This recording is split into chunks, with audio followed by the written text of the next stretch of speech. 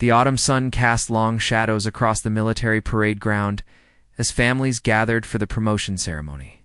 Among the crowd stood Marcus Webb, a quiet man in his 60s with silver-streaked hair and weathered hands. He wore a simple gray suit that hung loosely on his thin frame. His eyes carried the distant look of someone who had seen too much. He had come alone to watch his son, Captain David Webb, receive his promotion to major. Marcus positioned himself at the back, away from the other proud parents who chatted excitedly about their children's achievements. He preferred the shadows, always had. David had begged him to sit in the front row, to wear his medals, to let people know who he was. But Marcus refused.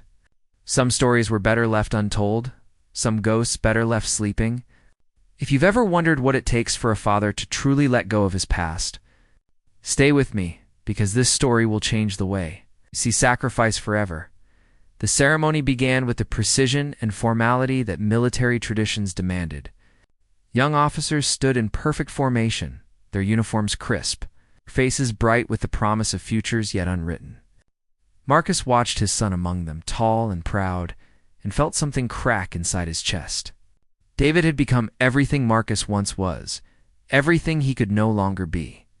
The boy didn't know the full truth, didn't know why his father had left the service 23 years ago, didn't know about the night that changed everything. General Harold Brennan took the podium, a decorated officer with 4 stars gleaming on his shoulders. He began calling names, shaking hands, pinning new ranks onto eager shoulders. Marcus clapped politely when David's name was called, watching his son stride forward with confidence. But as David saluted and turned to face the crowd, something made General Brennan pause. His eyes had drifted past David, scanning the audience, and suddenly locked onto Marcus at the back of the gathering. The general's face went pale. He stared at Marcus with an expression that mixed shock, recognition, and something that looked almost like fear. The ceremony faltered. Officers exchanged confused glances. David turned to see what had caught the general's attention.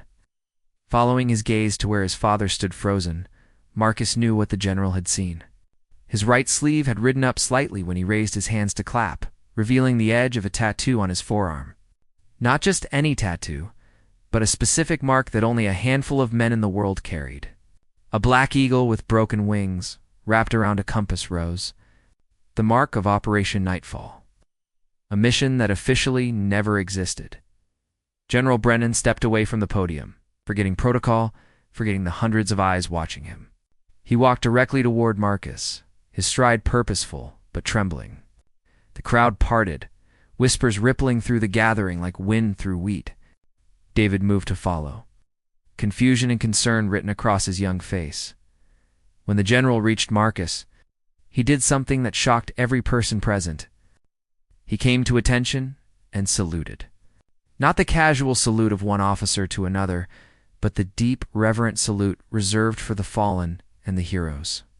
His hand shook as he held it. "Sergeant Marcus Webb," the general said, his voice carrying across the silent parade ground. "Shadow 7. I never thought I'd see you again." Marcus stood rigid, years of trained composure barely holding him together. "General Brennan. You were Lieutenant Brennan back then." "I remember. You saved my life," the general said, his eyes glistening. "You saved all our lives. We left you behind. I've carried that guilt for 23 years. The story spilled out then, not from Marcus, but from the general himself, speaking to David and to everyone gathered. How Marcus had led a 12-man team deep into hostile territory.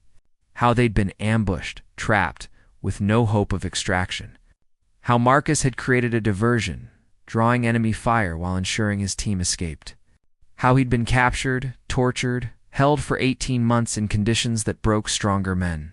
How he'd never revealed classified information, never betrayed his country, never gave up hope even when hope seemed like a cruel joke.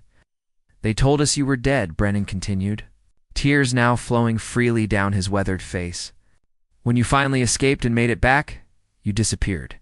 You refused recognition, refused the Medal of Honor. You just vanished." Marcus finally spoke, his voice rough with emotion. "I did what needed to be done. Nothing more. I came home to raise my son. That was my mission after that night. To be present, to be whole enough to give him a better life than I had. David stood between them now, understanding flooding his features, along with tears.